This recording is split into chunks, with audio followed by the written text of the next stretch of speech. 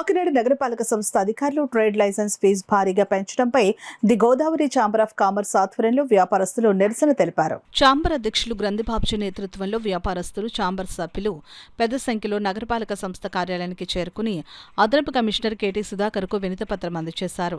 ఎలాంటి ముందస్తు నోటీసులు లేకుండా ట్రేడ్ లైసెన్స్ ఫీజును ఒక్కసారిగా పెంచడం అన్యాయమని, ఈ నిర్ణయాన్ని పునఃపరిశీలించాలని వారు కోరారు. అనంతరం వ్యాపారస్తులు కాకినాడ సిటీ ఎమ్మెల్యే వనమాడి కొండబాబును కలిసి ట్రేడ్ లైసెన్స్ ఫీజు భారీగా పెంచిన అంశాన్ని ఆయన దృష్టికి తీసుకుని వెళ్లారు. ఫీజు పెంపును తగ్గించే విధంగా చర్యలు తీసుకోవాలని కోరుతూ ఎమ్మెల్యేకు కూడా వినతిపత్రం అందజేశారు. ఈ సందర్భంగా ఛాంబర్ అధ్యక్షులు గ్రంథిబాబ్జీ మాట్లాడుతూ ట్రేడ్ లైసెన్స్ ఫీజు పెంపు శాస్త్రీయంగా జరగలేదని విమర్శించారు.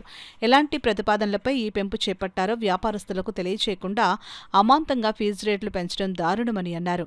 ఫీజు పెంపుపై స్పష్టత ఇవ్వాలని, వ్యాపార వర్గాలపై భారం తగ్గించేలా నిర్ణయాన్ని పునః సమీక్షించాలని డిమాండ్ చేశారు. ఈ కార్యక్రమంలో the Godavari chamber of commerce కార్యదర్శి కాసు విశ్వేశ్వరరావు, కోశాధికారి జి సత్యనారాయణతో పాటు సభ్యులు వై వెంకటేష్, ప్రసాదరావు, ఆర్ఎస్ఎన్ సుధాకర్ రెడ్డి, వరహాల బాబు, నెక్కంటి శ్రీనివాస్, సీతారామమూర్తి, నరేష్, వేణు, అనుసటి రామకృష్ణ తదితరులు పాల్గొన్నారు. కట్టమనిచ్చారు, కట్టేశారు. అంటే తుని కానీ పిఠాపురం కానీ ఇలా కొన్ని రామచంద్రపురం ఈ ఊళ్ళో పెంపుదల లేదు.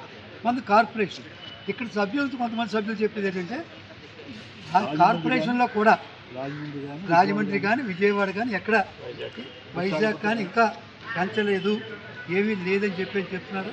అది కూడా ఎవిడెన్స్ కలెక్ట్ చేసి ఇప్పుడు సాయంకాలం కానీ రేపు పొద్దున కానీ కమిషనర్ గారికి, డిప్యూటీ కమిషనర్కి ఇవ్వడం జరుగుతుంది.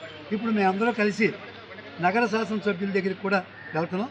ఆయనకు కూడా ఈ రిప్రజెంటేషన్ ఇచ్చి వ్యాపారస్తుల తాలూకు బాధ సాధికారని కూడా వారికి కూడా చెప్పి వారి సమక్షంలో ఈ ఇష్యూని పరీక్షించాలని చెప్పేసి మేము ఆయన కోరుతాం.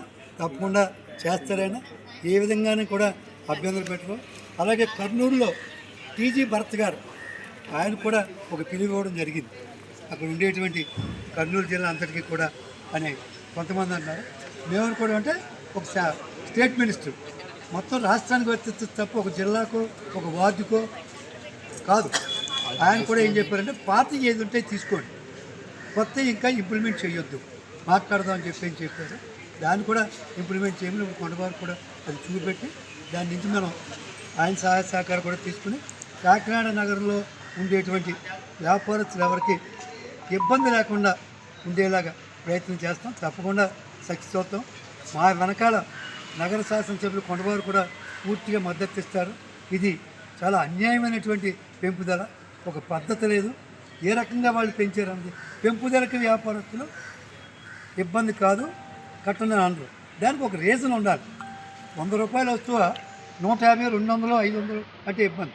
100 రూపాయలది ఒక 105 కానీ 110 కానీ అయితే పర్వాలేదు. అది అవన్నీ ఎమ్మెల్యే కూడా ఇప్పుడు ఎక్స్ప్లెయిన్ చేస్తాం. డీలర్స్ అంతా ఏంది ఆల్రెడీ డిప్యూటీ కమిషనర్గా చెప్పాం. ఆయన కూడా చాలా సానుకూలంగా స్పందించి దీని మీద న్యాయం చేస్తారని చెప్పేసి అన్నారు.